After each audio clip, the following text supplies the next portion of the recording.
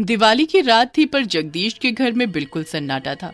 घर में ना कोई शोर, ना कोई सजावट और ना ही कोई जगमगाहट थी। जगदीश अपने घर के आंगन में चुपचाप बैठा हुआ था और उसकी बीवी अंदर रसोई में काम कर रही थी। उस रात अचानक उसके घर शहर से उसके भाई के बच्चे राहुल और शीना आ गए थे। घर में एकदम सन्नाटा देखकर उनको बड़ा अजीब लग रहा था, पर फिर उन्होंने सामने एक खंडहर सा घर देखा, जिसके बाहर 2 लड़कियां खुशी और पायल पटाखे जला रही थी। आओ न दीदी, आओ न भैया, क्या आप हमारे साथ दिवाली मनाओगे? हाँ हाँ, क्यों नहीं, वैसे भी यहाँ तो लग ही नहीं रहा कि दिवाली है। शीना और राहुल दोनों उस खंडहर के बाहर उन लड़कियों के पास जाते हैं। इतने में अंदर से उनके माँ बाप बाहर आ जाते हैं। आओ आओ, अंदर आओ। ठीक है, चलो राहुल, चलते हैं। शीना और राहुल उन लोगों के घर के अंदर जाते हैं, पर एकदम उनके होश उड़ जाते हैं। वो लोग और वो दोनों बच्चियां भूत चुड़ैल बन चुके होते हैं। राहुल और शीना बुरी तरह से चिल्लाने लगते हैं। आओ आओ, हमारे साथ दिवाली मनाओ। आओ ना, बैठो हमारे साथ, हम सब साथ में दिवाली मनाएंगे। नहीं नहीं, हमको नहीं मनानी दिवाली, हमको जाने दो। नहीं नहीं, हम आपको नहीं जाने देंगे, आपको हमारे साथ दिवाली मनानी ही पड़ेगी। सारे चुड़ैल और भूत शीना और राहुल को पकड़ लेते हैं और वो दोनों जोर जोर से चिल्लाने लगते हैं। उनकी आवाज सुनकर उनके ताऊ ताई बाहर आते हैं। हे भगवान, ये दोनों उस भूतिया घर में कैसे पहुंच गए? चलो जल्दी, अब उनको बचाना होगा। दोनों जल्दी से उस घर में जाते हैं तो वहाँ सारे भूत चुड़ैल राहुल और शीना को पकड़े होते हैं। ताऊ जी, ताई जी, हमें बचाओ। उनको देखते ही वो सारे भूत चुड़ैल एक पल में गायब हो जाते हैं। शीना और राहुल दौड़ते हुए अपने ताऊ जी और ताई से आकर चिपक जाते हैं। ये सब क्या था ताऊ जी? तुम दोनों पहले घर चलो, फिर मैं तुमको सब बताता हूँ। सब लोग घर आ जाते हैं। फिर शीना और राहुल के ताऊ जी उनको बिठाकर उन भूत चुड़ैलों के बारे में बताना शुरू करते हैं। बच्चों, ये सब भूत चुड़ैल कुछ साल पहले साल तक एक हंसता खेलता गरीब सा परिवार यहाँ रहता था, पर अब यहाँ बस ये खंडहर घर रह गया है और हर साल ये गरीब भूतिया परिवार बस दिवाली के दिन यहाँ वापस आता है और दिवाली मनाता है। इस परिवार की वजह से ही हमने दिवाली मनाना छोड़ दिया है। हर साल वो भयानक दृश्य आंखों के सामने आ जाता है और बस मन ही नहीं करता कि हम कोई खुशियां मनाएं। पर ऐसा क्या हुआ था ताऊ जी, हमें भी बताओ ना। बताता हूँ। बहुत समय की बात है जब इस घर में एक गरीब परिवार रहता था। उस परिवार में रमेश, नीमा और उनकी 2 बेटियां खुशी और पायल रहते थे। वो लोग बड़े ही गरीब थे।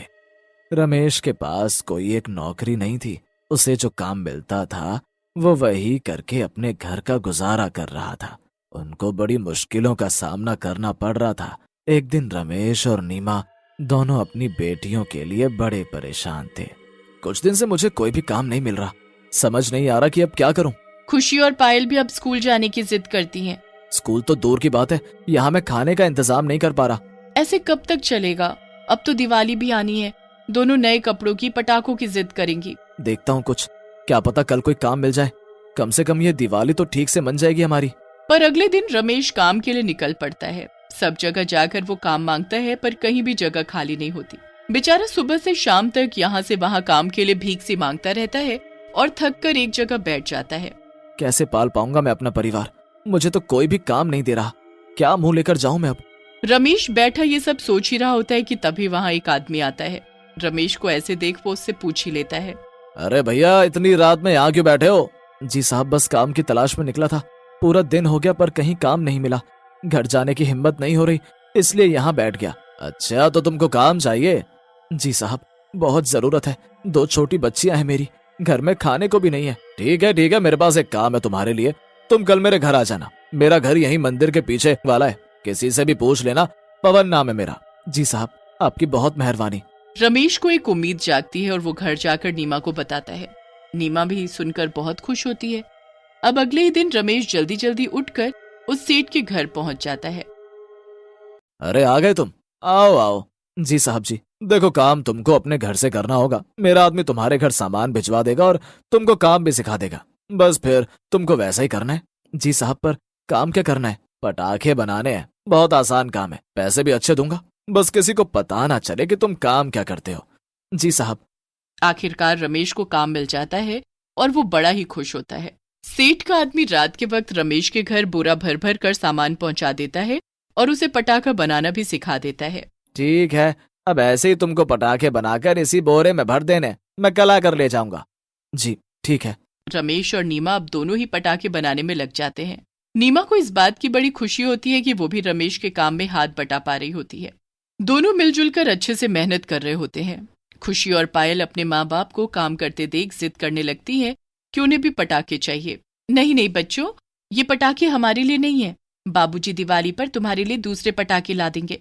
अभी तुम जाओ कमरे में जाकर खेलो। क्या माँ, आप हमको थोड़े से पटाखे नहीं दे सकती क्या? किसी को क्या पता चलेगा? कोई बात नहीं, अब छोड़िए सब। माँ ने बोला है ना, वो बाबूजी से पटाखे मंगवा देंगी। चल अब हम दोनों गुड़िया से खेलते हैं। पायल और खुशी दोनों वहां से चले जाते हैं और अपनी गुड़िया से खेलने लगते हैं। रमेश और नीमा दोनों पटाखे बनाने में लगे रहते हैं। रात को जब दोनों पटाखे बनाकर सो जाते हैं तो पायल पानी पीने के लिए उठती है। इतने सारे पटाखे तो हैं हमारे पास, फिर भी माँ मुझे इनमें से एक भी नहीं देती। एक काम करती हूँ, इनमें से थोड़े से ले लेती हूँ और कहीं छुपा देती हूँ। पायल ऐसा ही करती है, वो थोड़े पटाखे निकाल कर छुपा देती है। अब अगले दिन जब सेठ का आदमी पटाखे लेकर चला जाता है, अगले दिन पायल फिर से ऐसा ही करती है। वो फिर रात को चुपके से थोड़े से पटाखे निकालकर छुपा देती है। अब पायल रोज रोज उन पटाखों में से थोड़े थोड़े पटाखे निकालकर घर के कोने में छुपा देती, जिसका किसी को कुछ पता नहीं चलता। एक रात जब दोनों पटाखे बना रहे होते हैं तो अचानक लाइट चली जाती है। नीमा मोमबत्ती जलाकर अलमारी के ऊपर रख देती है जहां पायल ने पटाखे छुपा कर रखे होते हैं। मोमबत्ती की आग वहां छुपे हुए पटाखों तक पहुंच जाती है। अचानक से घर के अंदर पटाखे फूटने लगते हैं। पायल को याद आता है कि उसने वहां पटाखे छुपाए हैं, पर वो डर के मारे चुप रहती है।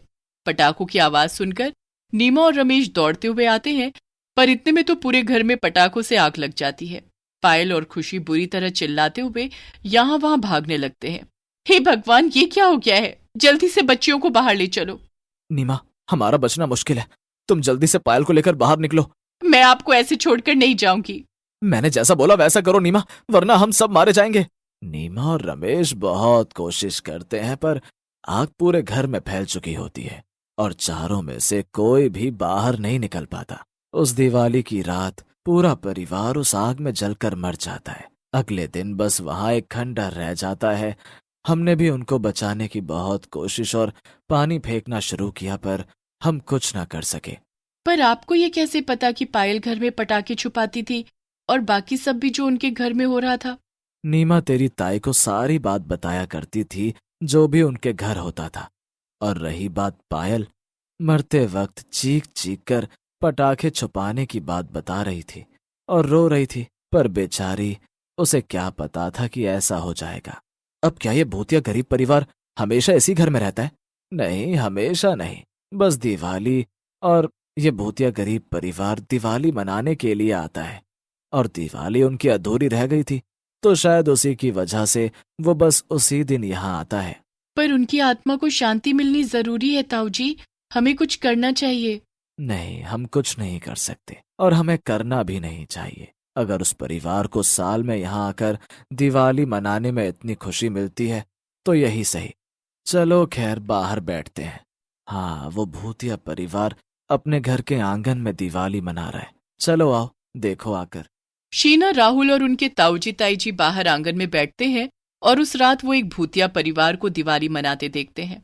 ऐसा उन्होंने कभी देखा तो क्या, कभी सुना भी नहीं होता, पर जो उस रात वो देखते हैं उनको जिंदगी भर याद रहता है। उनको उस परिवार के लिए बहुत बुरा लगता है, पर वो तब से हर साल उस भूतिया परिवार की दिवाली देखने आने लगते हैं।